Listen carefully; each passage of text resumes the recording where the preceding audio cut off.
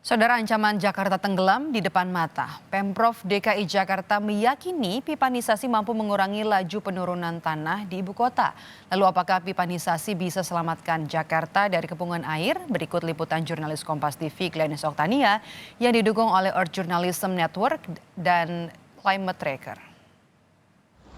Tempat yang dulunya tanah kini digenangi air. Tembok-tembok raksasa didirikan melebihi atap untuk hindari petaka ini.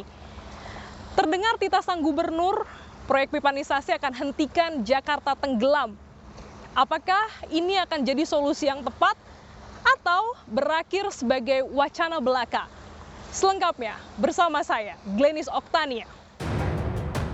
Permukaan air laut semakin meninggi disebabkan oleh perubahan iklim. Beberapa bagian Indonesia terancam tenggelam, termasuk ibu kota Jakarta yang mengalami penurunan permukaan tanah dan diperkirakan dapat tenggelam pada 2050. Kajian Institut Teknologi Bandung (ITB) mengungkap laju penurunan tanah di Jakarta bervariasi 1 hingga 10 cm per tahun. Bahkan di beberapa tempat mencapai 20 cm per tahun. Laju ini lebih tinggi dari rata-rata global yang sekitar 2 mm per tahun. Maraknya eksploitasi masif air tanah ditengarai sebagai penyebab utama terjadinya penurunan muka tanah. Jakarta dan wilayah pesisirnya terancam tenggelam tanpa langkah mitigasi yang tepat. Dalam program Sapa Indonesia Malam di Kompas TV pada 21 Agustus 2021 lalu, Gubernur DKI Jakarta Anies Baswedan menyangkal kajian peneliti ITB dan meyakini pipanisasi telah menghambat laju penurunan muka tanah. Kemajuan, jadi mereka yang tahun 2007 memprediksi bahwa Jakarta permukaan tanahnya turun sehingga air akan masuk lebih cepat, hari ini prediksinya sudah berhasil dibatalkan lewat kegiatan pendistribusian air tanah, air minum kepada masyarakat, sehingga tidak harus mengambil air dari dalam tanah. Penurunan permukaan tanah di Jakarta mengalami pelambatan. Hal ini sejalan dengan target Dinas Sumber Daya Air DKI Jakarta dan Pamjaya untuk memaksimalkan target capaian pipanisasi bagi warga Jakarta. Sesuai dengan amanat Undang-Undang Sumber Daya Air Pasal 6 Nomor 17 Tahun 2019. Disebutkan hak rakyat atas air sudah dijamin oleh negara minimal untuk kebutuhan sehari-hari yang kualitasnya baik serta terjangkau. Pipanisasi dianggap penting utamanya karena kondisi air tanah Jakarta sudah jauh dari kata layak untuk digunakan oleh publik.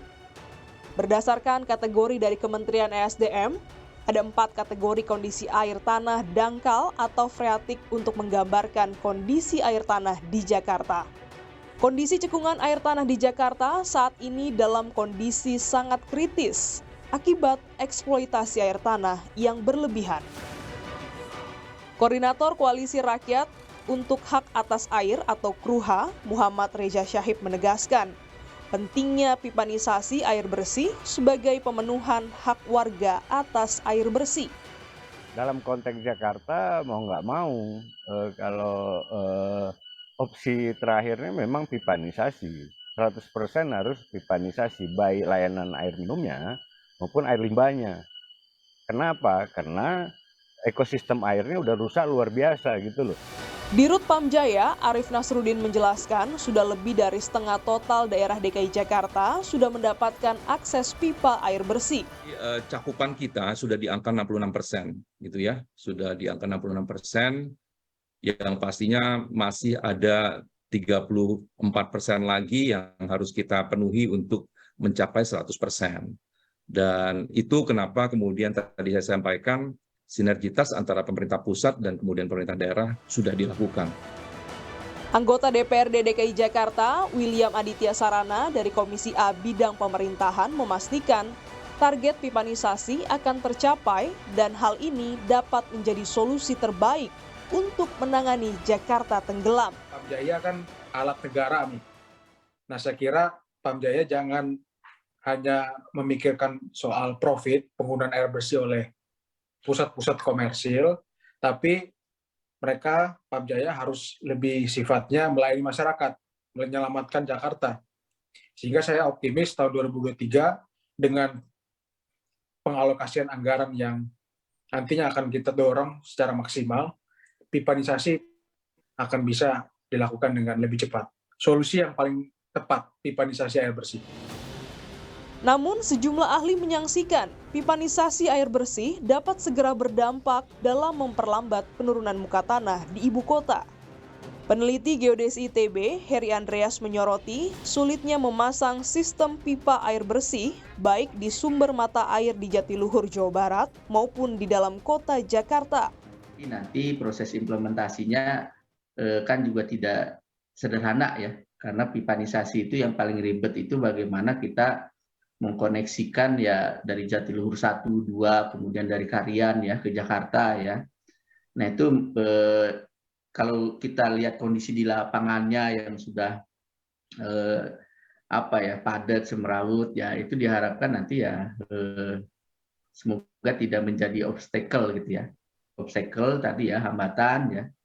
Tapi kita tahu ya bahwa subsurface Jakarta itu sudah cukup semrawut ya. Jadi dalam menentukan jalurnya itu sendiri juga nanti harus hati-hati gitu ya, jangan sampai nanti kabel bawah tanah kepotong gitu ya, kemudian ada pipa gas kena bocor gitu ya. Nah itu kendala-kendala itu sebenarnya yang sudah ada di benaknya pemerintah ya, makanya maju mundur nih programnya ya.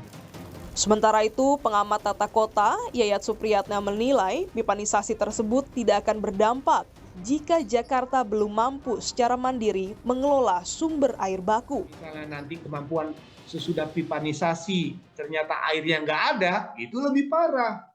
Pipa bisa dipasang, tapi airnya ada tidak. Karena Jakarta sendiri bukan daerah yang punya potensi air baku yang cukup, karena semua air baku di Jakarta itu didapatnya jadi Jatiluhur. Kemudian juga potensi kemungkinan didapatkan dari Waduk Karian di wilayah Banten. Jadi Jakarta tidak punya, jadi menjadi persoalan. Selain itu, Jakarta memiliki manajemen air yang buruk dikarenakan pengelolaan air masih dikuasai oleh pihak swasta.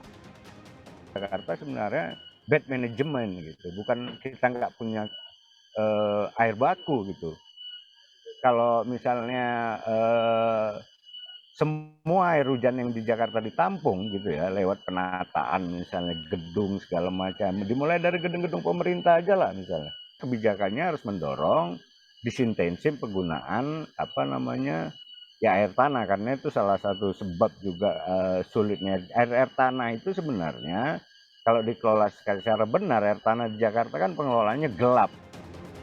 Saat ini pemerintah berupaya untuk memenuhi kebutuhan air bersih warga Jakarta. Berdasarkan data Pamjaya, jumlah air yang dibutuhkan di Jakarta mencapai hampir 32.000 liter per detik. Dan kapasitas produksi air mencapai 20.000 liter per detik. Jakarta masih kekurangan air bersih mencapai 11.000 liter per detik. Sayangnya, suplai air bersih di Jakarta masih terkendala oleh kebocoran pipa. Hingga akhir tahun 2021, tercatat sekitar 40% air bocor dalam distribusi dan tidak dapat dimanfaatkan oleh warga.